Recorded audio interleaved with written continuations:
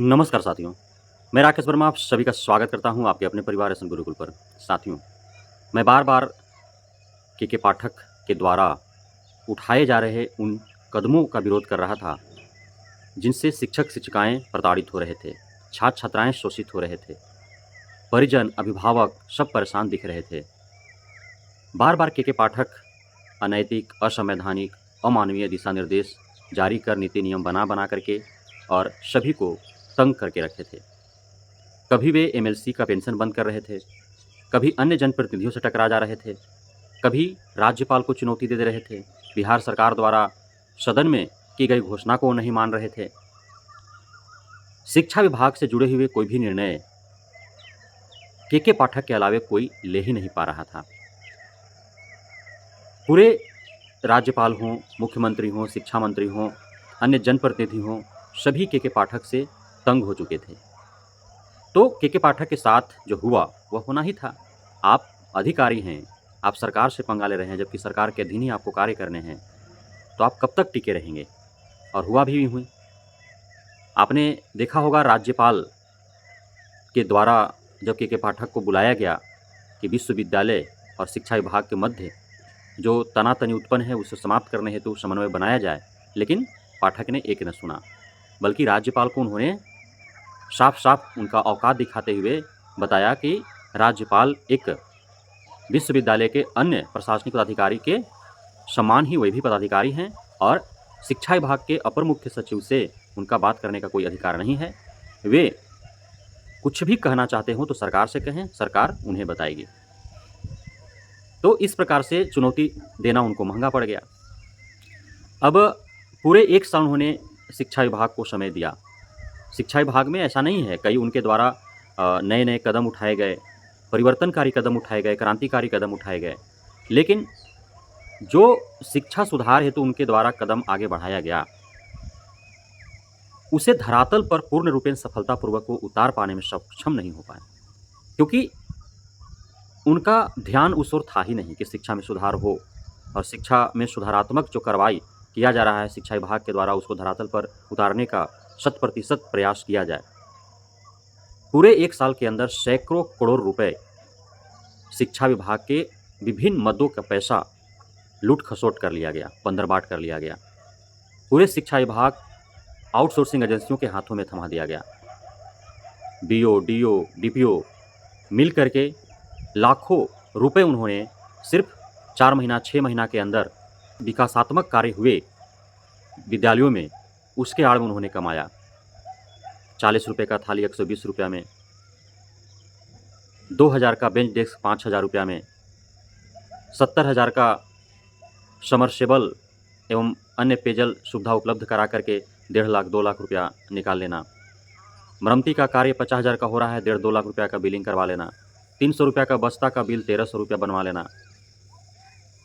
जो प्रीफैब निर्माण 1.5 लाख 2 लाख में हो रहा है उसको 4-4 लाख रुपया का बिल करवा लेना। आउटसोर्सिंग एजेंसियों के माध्यम से जो भर्तियां हुई DPM, BPM, BRP, ICT instructor में, उसमें प्रत्येक अभ्यर्थी से लाखों रुपए वसूल कर लेना।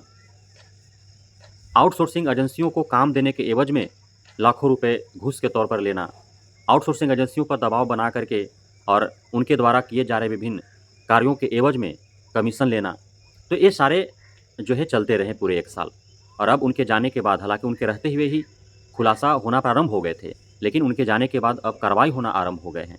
आपने देखा डॉक्टर एस सिद्धार्थ के द्वारा किशनगंज के 4 शिक्षा पदाधिकारियों को निलंबित किया गया है और साफ-साफ प्रतीत हो रहा है कि उन्होंने जो है वो अंजाम दिया है इन घटनाओं का, उनके द्वारा लूट-खसोट किया गया है।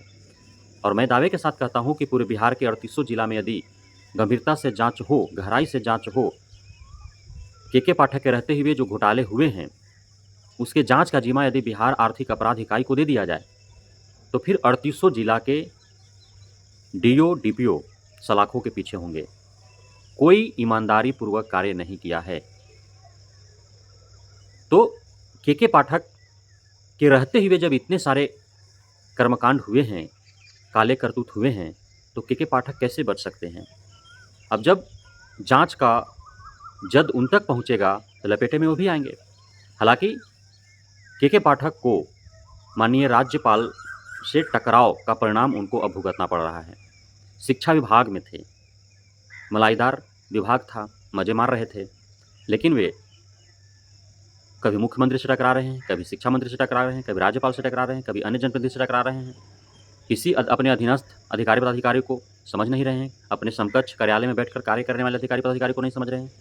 शिक्षा प्रदान करने वाले शिक्षकों को कीड़े के भांति समझ रहे हैं, कोई मान सम्मान नहीं है उनका।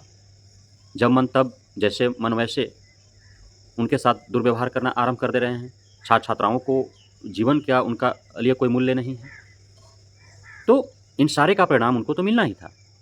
अब जब वे लंबे छुट्टी पर गए तो उसी बीच उनको कार्यभार दिया गया राजस्व एवं भूमि सुधार विभाग में। वे भी अच्छा विभाग था, वहाँ भी उन्हें पसंद नहीं आया, क्योंकि वे शिक्षा विभाग में ही आना चाहते थे, ताकि जो लूट खसोट हुआ है उनके रहते हुए उस पर वो पर्दा डाल सके, ढक सके और वे उन पर कार्रवाई ना हो। यदि पाठक होते तो शायद किशनगंज के 4 अधिकारी जो निलंबित हुए वो नहीं होते। तो खतरा तो उन पे भी है, इसलिए वे हर संभव प्रयास किए कि शिक्षा विभाग में ही वो आए। लेकिन सरकार नहीं चाहती थी कि शिक्षा विभाग में पुनः उनका पदार्पण हो। तो भूमि सुधार और राजस्व विभाग में उनको जाना पसंद नहीं था, वहाँ नहीं गए। उनका नेम प्लेट वहाँ से हटवा दिया गया। उसके बाद दीपक कुमार सिंह को अतिरिक्त भार दिया गया।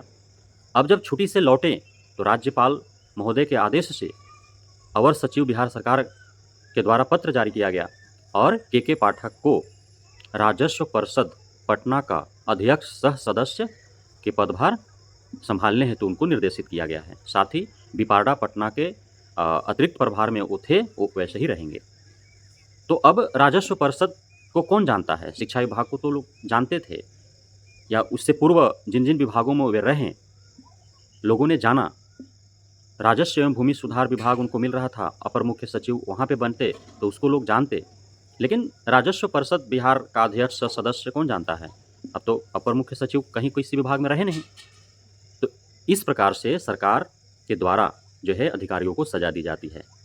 जो भी सरकार से टकराने का प्रयास करता है, सरकार के निर्देशों को अक्षरशः पालन नहीं करता है, उनको ऐसे जगह पर तबादला कर दिया जाता है, स्थानांतरण कर दिया जाता है सजा के तौर पर, जहाँ वे घुट घुट कर अपना जीवन जीने के लिए मजबूर हो जाते हैं। और के पाठक का जो शिक्षा विभाग में या अन्य विभाग में अब तक जहाँ रहें, वहाँ जो उनका तामझाम था, जो उनका भौकाल था, अपने साथ जिस क्षेत्र में गए वहाँ के सारे अधिकारियों को एक साथ में रखना, अपना बैग और फाइल ढोने के लिए एक अलग से व्यक्ति, छाता धरने के लिए एक अलग से व्यक्ति, कई गाड़ियाँ, जिस प्रकार से मंत्री जब कहीं निकलते हैं क्षेत्र में उनके साथ आधा दर्जन जो है गाड़ियाँ होती है आगे पीछे, उसी प्रकार से के पाठक के आगे पीछे कई गाड़ियाँ होती थी, कई दर्जन लोग होते थे।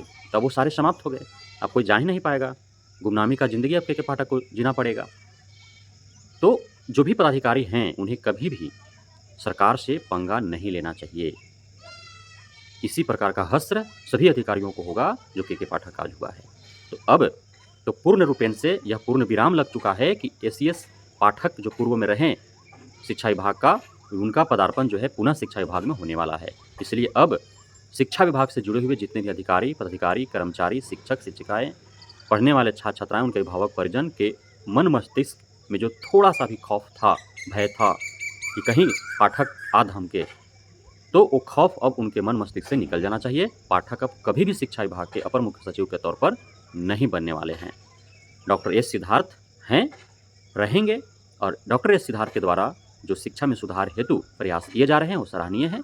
सभी शिक्षा जगत से जुड़े हुए जितने भी व्यक्ति हैं उन्हें ईमानदारी पूर्वक डॉक्टर एस सिद्धार्थ का साथ देने की आवश्यकता है। बहुत बहुत धन्यवाद आप सभी को हमारे साथ जुड़े रहने के लिए, बने रहने के लिए, इतना प्यार देने के लिए, हमें भरोसा बनाए रखने के लिए।